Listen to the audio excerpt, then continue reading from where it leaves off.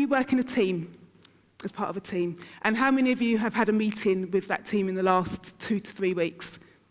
Great, so literally everybody. So the thing is that we all do our work in teams. We have to work in teams to get our work done. We all have to meet as part of those teams, but we don't really pay as much attention to those meetings as we should. And there's a lot of time that's being wasted, a lot of ideas that are being lost, a lot of voices that aren't being heard, and that could be addressed through just paying a little bit of time to the preparation and looking at our meetings in a workshop manner as well. So I'm going to give you some tips for how to do that.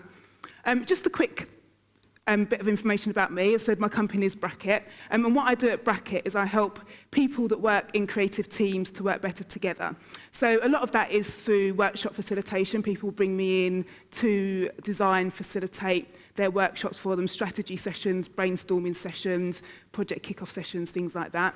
I also provide a lot of tips and resources for people that work in teams, and more increasingly, people are asking me to help them learn how to do what I do. So I've been teaching workshop facilitation, workshop design, facilitation skills as well.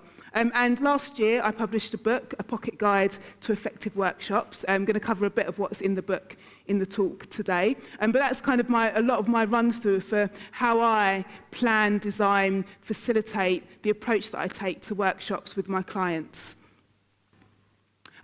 So that's one of my big beliefs, is that great workshops can transform a project. The way that I started out Breakout didn't look like it, when I started it, it doesn't look like how it does today. Actually, I started off as an agency, and I would bring freelancers together to collaborate on projects for clients. And this is before I even knew that workshop facilitation was a thing. Actually, I just used to bring them together at the beginning of a project because it seemed to make sense to get everybody in a room together, brainstorm it out, kind of make sure those sessions are really productive to get the project going in the right track. And increasingly, people started to say to me, "You're really good at that, can you come and do that for us?" And then people asked me to start to teach them how to do it, because it really does make a difference kicking off that project in the right way. So for me, there are 3 stages of great workshops.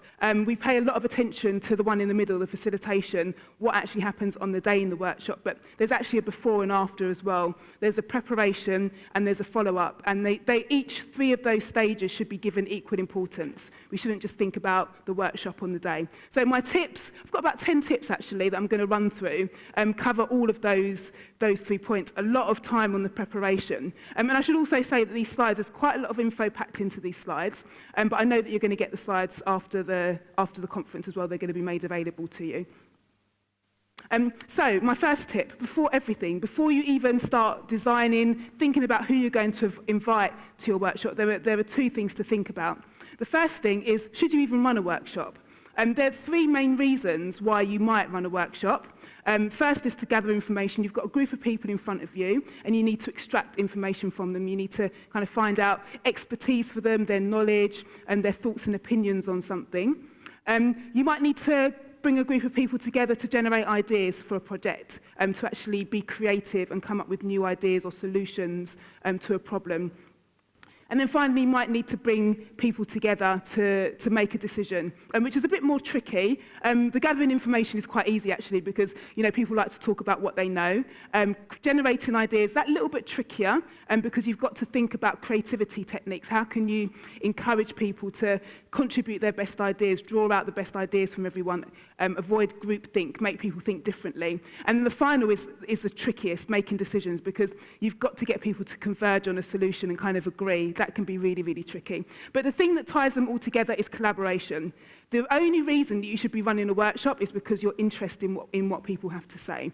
You're there to bring out the ideas of everyone, generate a discussion. If you think you've got the answers to everything, if you think you already know what the outcome is, don't run a workshop, because that's not the purpose of a workshop. You can run a typical meeting for that. But you have to be genuinely curious in what people have to say. You have to be there. Really, you want to draw out the ideas of everybody. You really want to know what people have got to think. You don't know the answers. There's unknowns for everybody to explore. There's ideas for people to create together.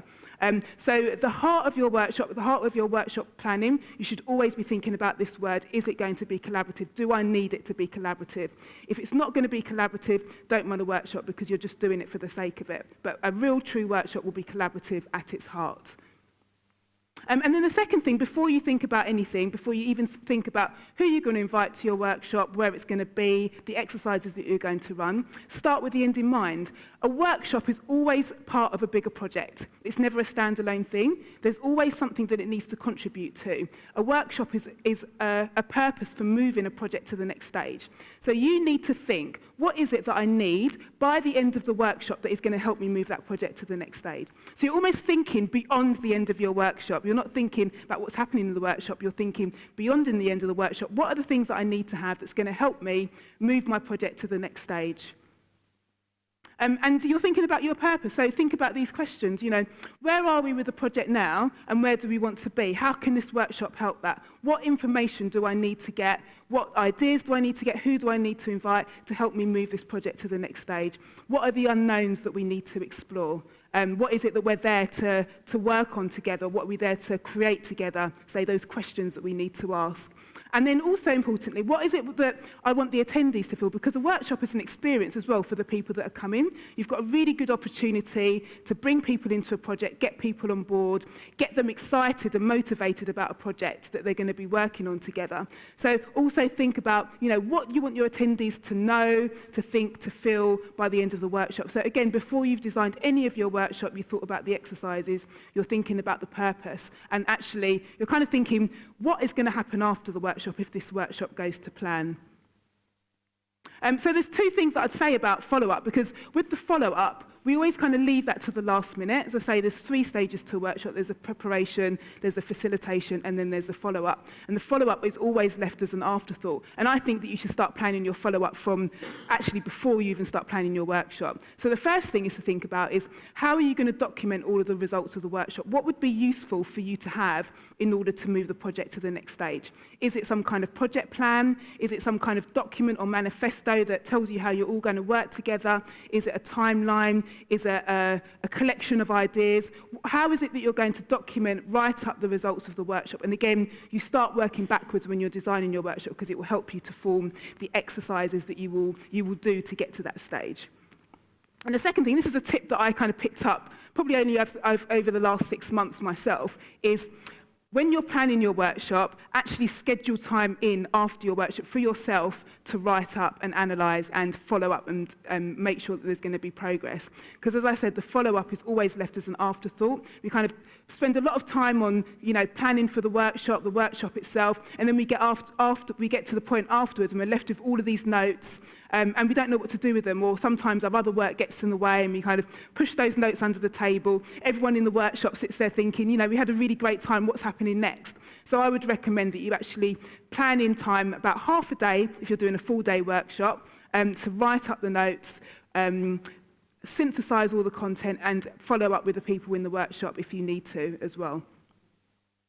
So on to workshop design. And as I say, this is a really important part of it. I think that this is actually, even though each of those 3 areas have equal importance, I think that this is the thing that you would spend most of your time on. In fact, if you've never facilitated a workshop before and you find the whole experience quite daunting, I would say spend all of your time on workshop design, because I feel, it's a bit of a secret, but I feel that it's quite possible to run a workshop with very little facilitation if you design it right. If you're nervous about kind of getting up in front of people and kind of, those workshops that seem like magic where everything seems to run on time and there was brilliant ideas, you're feeling quite daunted about making that happen, spend all of your time on the workshop design, focus on making it collaborative, focus on the timings, focus on how you're going to get people working together, and you can actually build that into your design so you can take that pressure off of yourself on the day. And I'll show you a little bit about that as well a bit later. And also I'll talk a little bit about the levels of facilitation as well, because I think there's places where you start, as in, with the workshop design, you start by making it collaborative and you focus on that. And then there's different levels as you gain more experience in workshops and workshop facilitation that you'll build on to develop your skills. So workshop design, it's a real design process. You should all be familiar with the design process. You're thinking about the function, the purpose, what is this workshop for? You're thinking about what it looks like, the exercises that you use in order to get the results that you need. And as I said, you're also thinking about the experience of the people in the room. This is a very human thing. It can be very messy. It can be very very creative. It can also be very unnerving for some of the people in the room as well. So think about how you're going to make it a nice, interesting, rewarding, productive experience for your participants as well. First place to start when you're designing your workshop is brainstorming your questions. All workshops start with questions. So you want to, as I mentioned before, you're thinking about all of the unknowns that you're going to explore together. What are those questions that you need to get answered in your workshop? Again, remember, you're not running the workshop because you have the answers. You're running the workshop because you have answers that you want to find out. So think about what those questions are that you're going to be asking your participants. And there's ways to ask questions. There's kind of good and bad ways of asking questions in workshops. The first one is that you always want to ask open-ended questions. You don't want questions with a yes or no answer. You want what questions, why, how. You want to encourage people to think broader. You want questions that elicit a bit of a longer response and get them to think deeper as well. As a facilitator, someone that is in the position of facilitating the workshop, you are in a really good situation to ask the stupid questions. This happens a lot when I'm running workshops, actually, that I go in, I don't really know anything about the team, I don't know anything about the project. So I can ask those really basic, as I say, stupid questions that other people are afraid to ask because they think they might look a bit dumb. So again, you can kind of really get to the root of problems by challenging people's assumptions and making sure that you kind of cover the basics, the simple things, ask the stupid questions. What if questions? The way that I like to do this is kind of getting people to think into the future, like I did with you for the workshop. Imagine you're at the end of the workshop, you have everything that you needed in order to move your project to the next stage. What does that look like? That's a really good way of getting people to kind of fill in the gaps for a future state. And then why? There's a really great tool called the 5 Whys, where you ask, there's a solution or there's a problem to be solved, and you ask why. And then when somebody gives an answer, you ask why again, and then you ask why again, and you really get to the root problem. So why is a very powerful question to use in workshops to really get people thinking. Designing exercises. So this is the next point. So you've brainstormed all of your questions, and then the next point is you want to start turning those questions into exercises. Exercises that help your participants give you the responses that you need, remember, in order to move your project to the next stage. There are some resources out there, some great resources out there that have lots of libraries of workshop exercises that you can call on. First one is Gamestorming, which I use quite a lot actually. Book and online resource that you can find lots of different workshop exercises for opening, exploring, closing.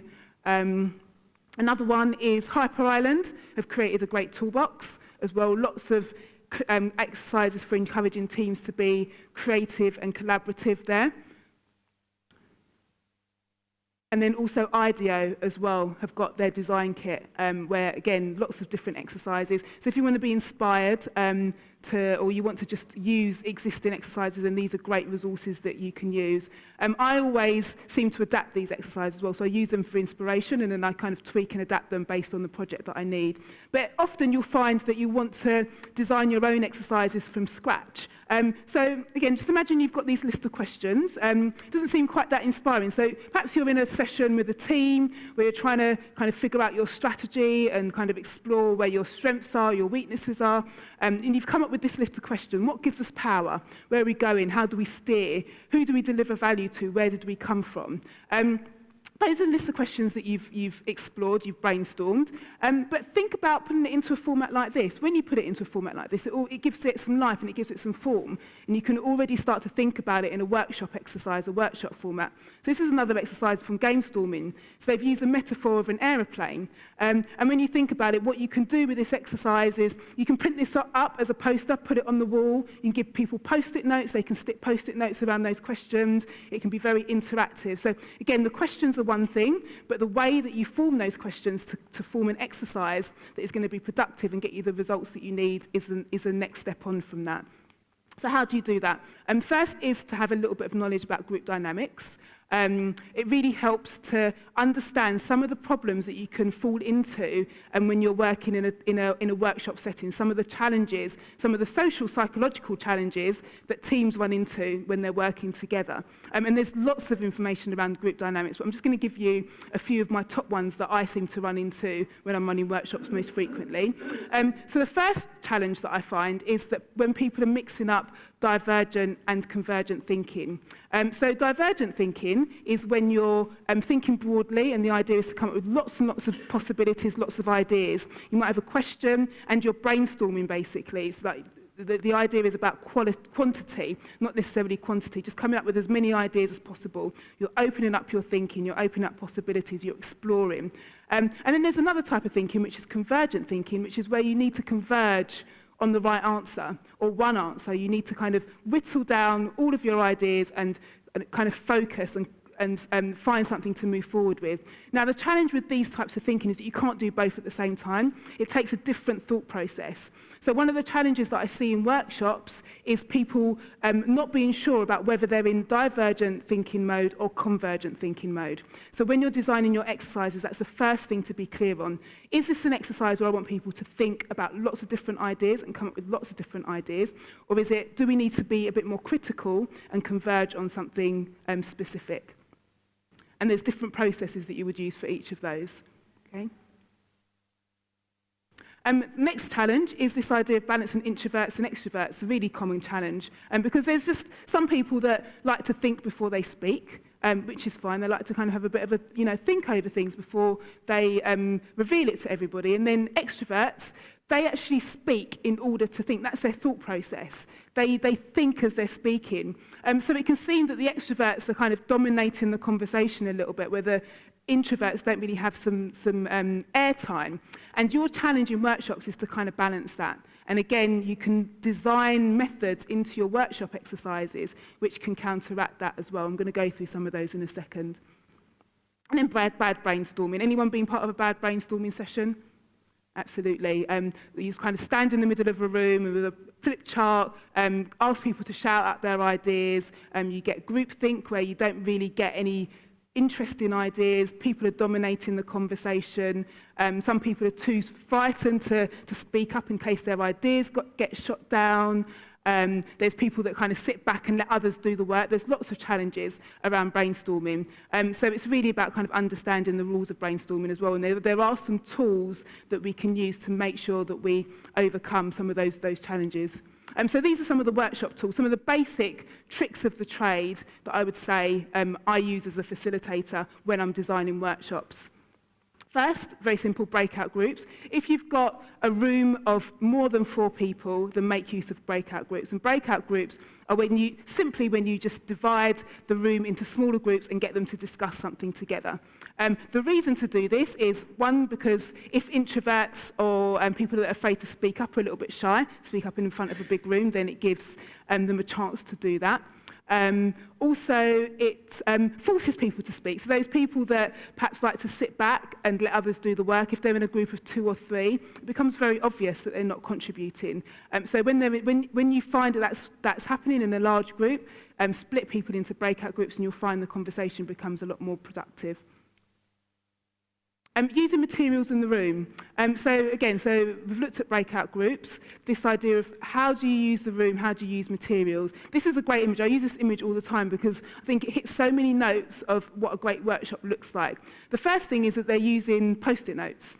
And there's a reason, post-it notes, we kind of associate that with kind of collaborative brainstorming quite a bit. But there is kind of some reasonings behind using post-it notes and other tools that get people to use their hands, because it makes people more productive. It also encourages them to break down their thoughts, encourages them to put their ideas on paper. And when things become more visual, then it's easier for people to kind of synthesize, organize, and analyze their thoughts. And the other thing as well is they're standing up. When you get people standing up, moving around in meetings, it makes the discussion a lot more productive. Again, there's research to show that people standing up in meetings, moving around, sticking things on walls, is a more productive way of having conversations. And the other thing as well is that people can have conversations or have ideas at the same time. So here you can see that people are putting post-it notes on the piece of paper at the same time. If there's people that might be dominating the conversation, then other people in the background can be thinking, having their thought process and still contributing their ideas at the same time as well. Other thing about this image that I love is the room. I mean, we don't always have a lot of control over the room that we use, but high ceilings, bright lights, or natural light really contributes to the creative process as well. So if you can choose a room that is more conducive to creative thinking for your brainstorming, then it really works. Space for people to move around, space for people to put things on walls. A little bit of tips about brainstorming. So Lee Thompson wrote a really good book a couple of years ago where she broke down a lot of the problems with brainstorming and a lot of the problems with collaboration. And two of the kind of updated tips that she came up with for brainstorming is that through her research, she found that after 15 minutes, people start to run out of ideas. So if you're running an exercise where you're encouraging people to brainstorm and generate lots of ideas, have it in 15 minutes max, because after that, people will start to run out of ideas and the ideas lower in quality. The second thing is give people individual thinking time. This is a way of helping the introverts contribute to the conversation. So before you launch into a brainstorming session, traditional brainstorming session where you want people to contribute their ideas, set aside a little bit of time where you give every individual in the room a little stack of post-it notes and you just ask them to brainstorm silently on their own before they start talking in a group. And that gives time for the introverts to catch up with the extroverts or people that are a little bit kind of afraid of speaking up in front of people. Gives them a bit of time to kind of process their thoughts.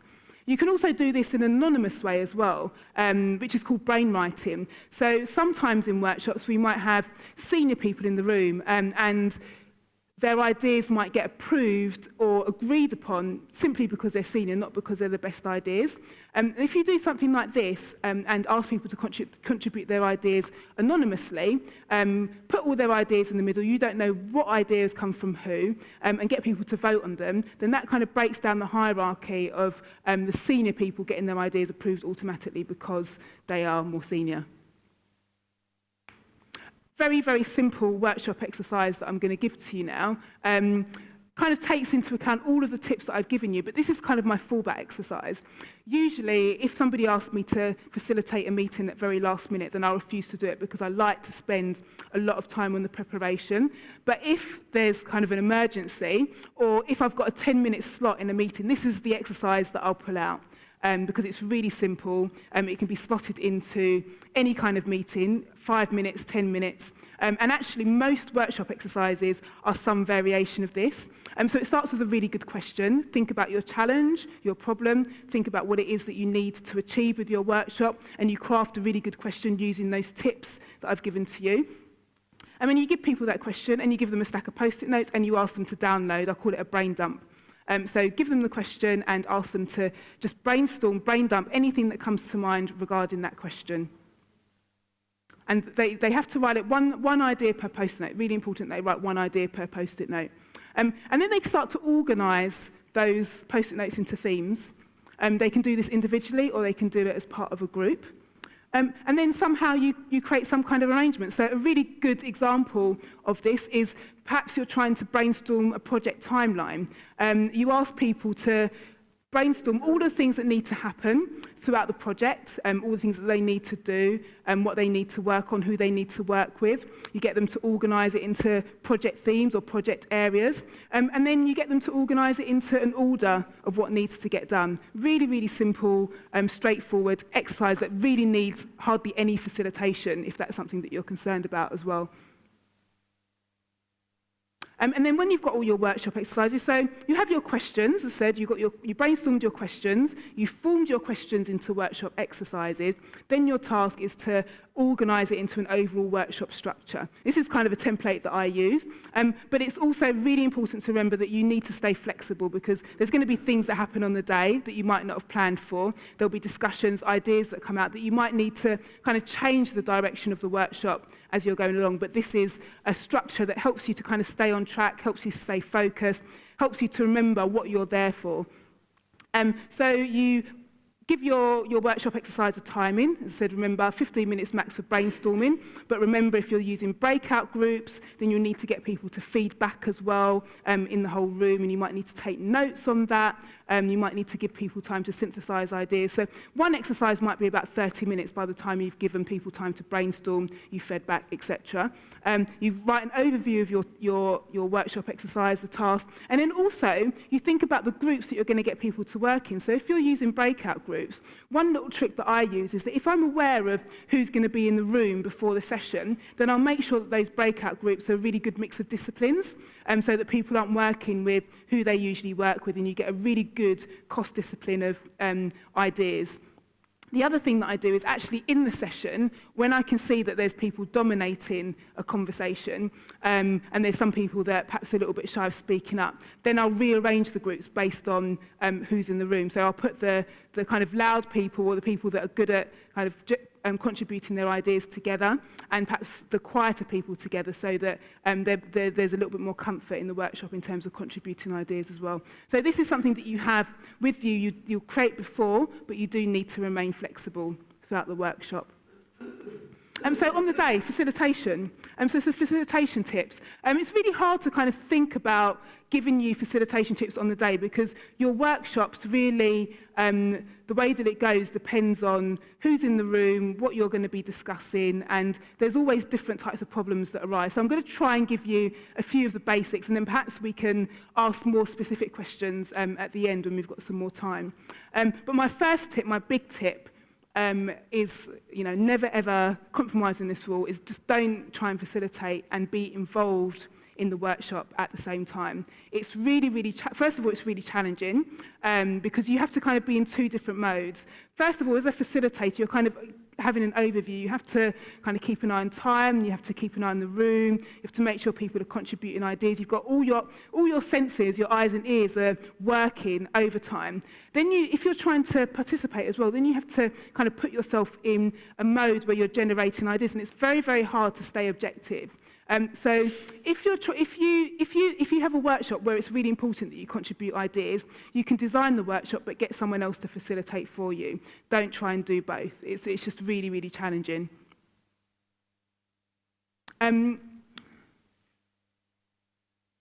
Okay, so these are the levels of the facilitation skills that I mentioned to you at the beginning. So if you've never facilitated a workshop before, as I said at the beginning, just focus on making it collaborative. So you'll focus on the most basic tasks in your first workshop. Focus on things like taking notes, making sure you're capturing all of the content, keeping to time, making sure that the discussion stays productive and on track, and also kind of introducing the exercises that the participants are going to do and making sure that they know what they're doing. Just making sure that collaboration is the heart of everything that you do. As you do more workshops, you'll start to get more confident in that. So you'll find that actually you can leave a little bit of facilitation to the day, you can leave things to chance a little bit, and then you'll start to think about how you can guide the content more.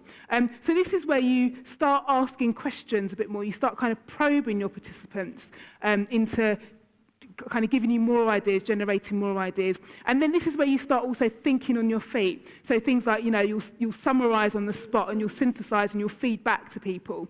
It can be quite challenging to think and daunting to think about doing that if you've never facilitated a workshop before, but as I said, the more workshops that you do, the more experience that you'll get a lot more comfortable with that. And then the top level, I'd say, is the people skills. And so the more workshops that you do, you'll kind of get a sense of, how people interact with each other. You'll start to get a handle on some of the group dynamics, and you'll start to be able to start reading the room a little bit more. You'll start to kind of practice your listening skills and think about how you deal with conflict. a bit more as well on the spot. And you'll feel a bit more comfortable about that as well. So when you're first facilitating a workshop, you've got this challenge of kind of making sure that everybody is speaking, everybody's contributing. You want to make sure that your workshop exercises work well. You don't quite know how it's going to go.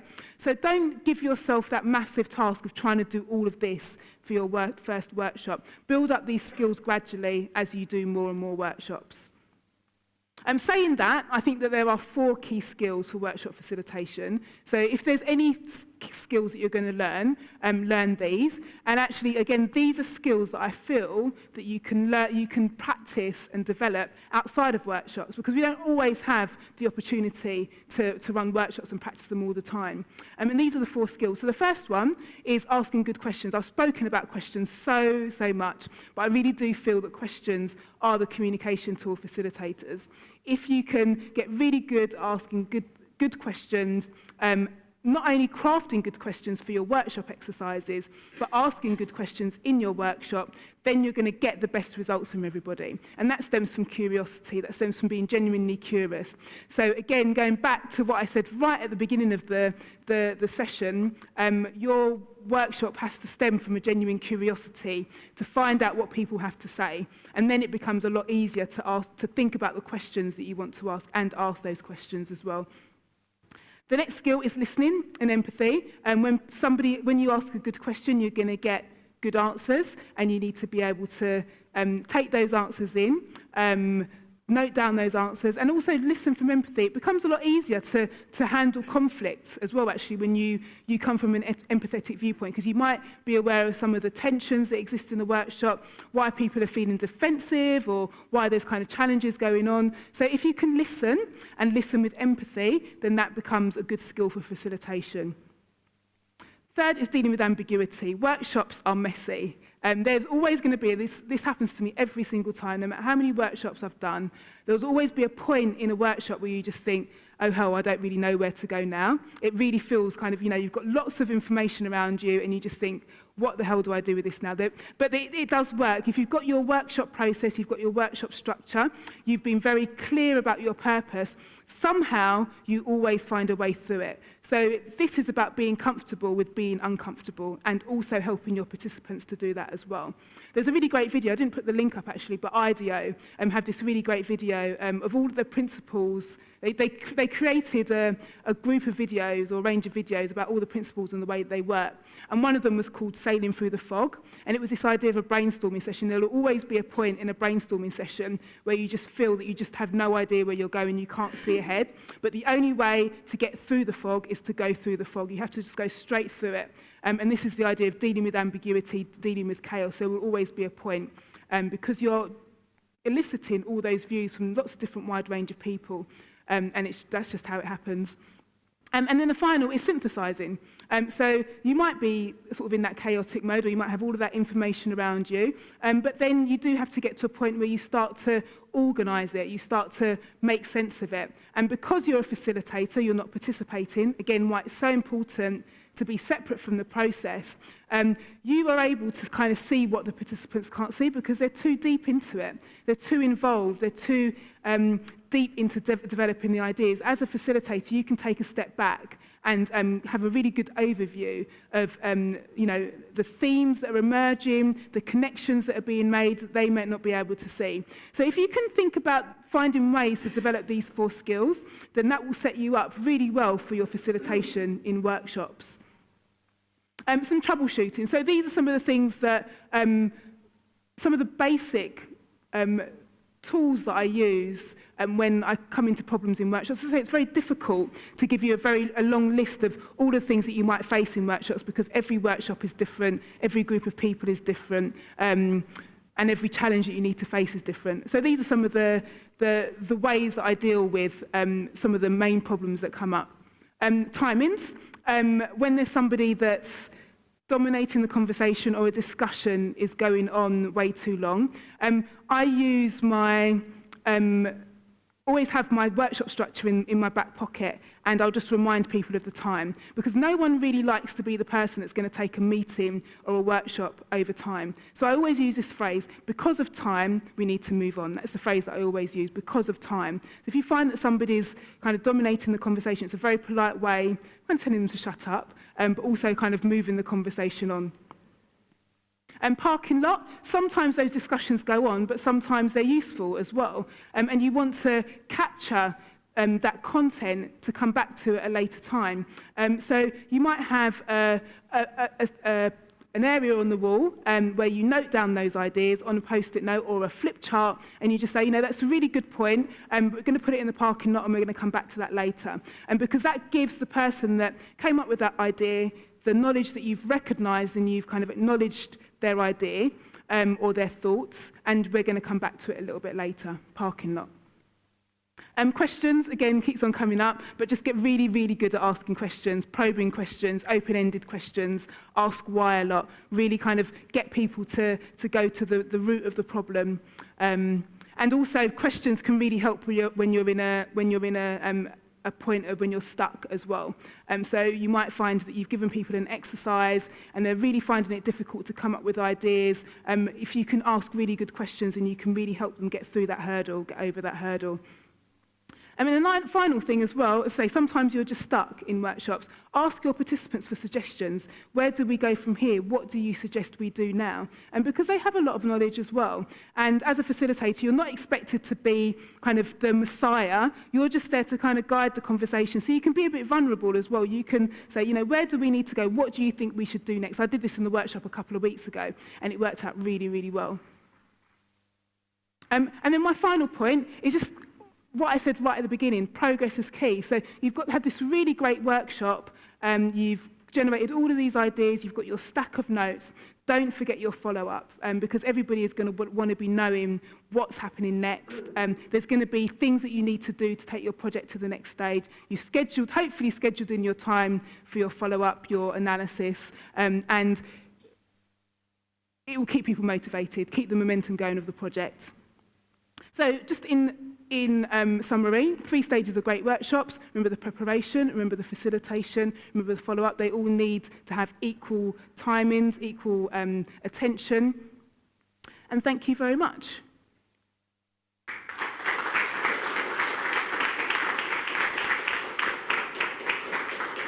Do you have any questions? Yes.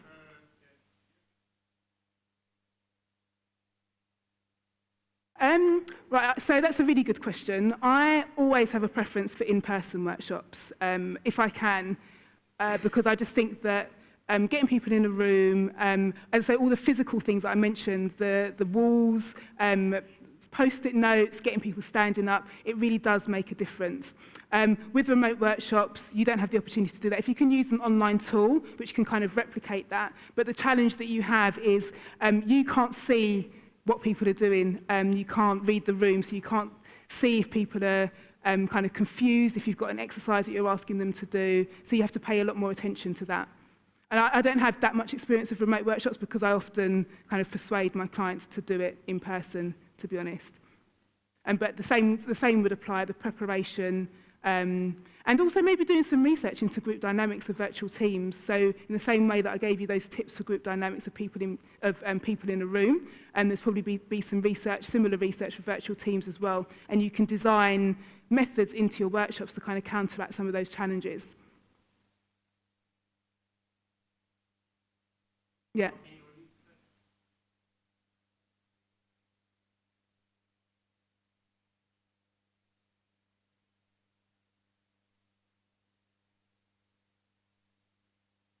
The person that always facilitates, you mean? Yeah. Yeah, well, I would say that. I mean, I think the thing is about facilitation, when it's done really well, is that it's invisible. So people don't really notice. If you've got a really good workshop, then the focus is on the people doing things. So really the facilitator is kind of in the background. And that's the challenge, really, because probably the people that if you're thinking about someone in particular, the rest of the team don't really realise what he's doing. They don't realise that he's facilitating. So I'd say it's kind of up to him to perhaps teach them, what he does as facilitation, like you say, rotating, and just saying, these are some of the tools that I use. Can someone else take over because I need to contribute to the discussion this time? But you're right, I think it can be a little bit thankless sometimes if you do it in the background, if you've got those skills. But I think it's making people aware that it is a real skill. There's preparation, there's kind of a technique to asking questions, all that kind of stuff that goes into it. Yeah.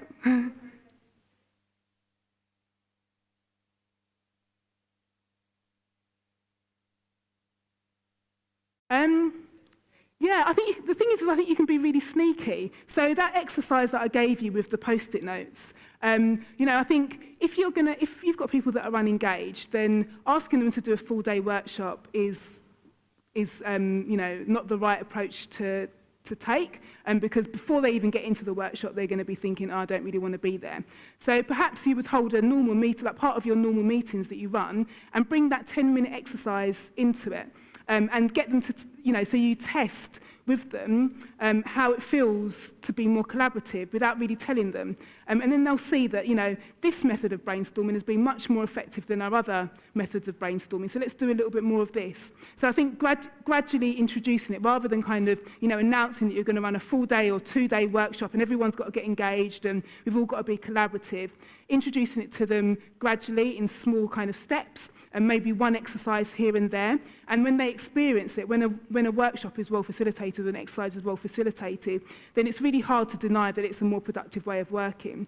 So you'll start to engage and sort of get people involved that way.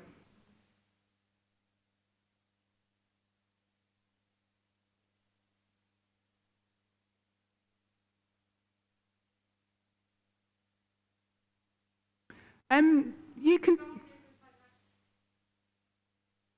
yeah. I think that goes back to your workshop purpose. So if everybody knows why they're there and what it's for, and that it's going to contribute to a project and it's going to really help, then people get more engaged. I mean, I'm not a fan of doing games for the sake of it. Like, I don't really like doing it because I feel that every exercise needs to have a purpose and every participant needs to feel that what they're contributing or what they're doing is really going to work or going to be is going to be incorporated into a project. So I can understand why people might feel unengaged if there's kind of a game that kind of feels a little bit disconnected, if it's a bit more of a kind of team building exercise and they can't really see the purpose of it. So it's just making sure that you think beyond the end of the workshop, you have your workshop purpose in mind, you design all of your exercises related to that purpose so everyone can see how what they're doing is going to contribute to that.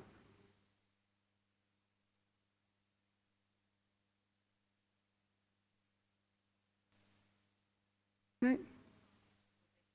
Thank you.